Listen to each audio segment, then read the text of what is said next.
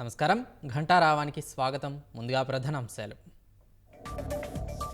విశాఖ భూముల కబ్జా సీఎస్కు తెలిసే జరిగిందన్న రైతులు. చావుకైనా సిద్ధం కాని పొలాలు ఇవ్వబోమని స్పష్టీకరణ.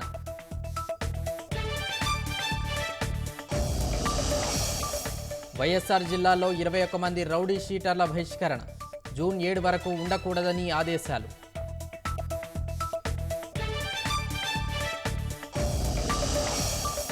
ఆర్ఓ సీల్ లేదని పోస్టల్ బ్యాలెట్ ఓట్లు తిరస్కరిస్తే కోర్టుకు వెళ్తాం. రాజకీయ ఒత్తిళ్లకు గురికావద్దని ఈసీకి ఎంటీఎఫ్ విజ్ఞప్తి. కేరళలో బంగారం అక్రమ రవాణా చేస్తూ చిక్కిన ఎయిర్ హోస్టెస్. రహస్య భాగాల్లో తరలిస్తుండగా పట్టుకున్న అధికారులు.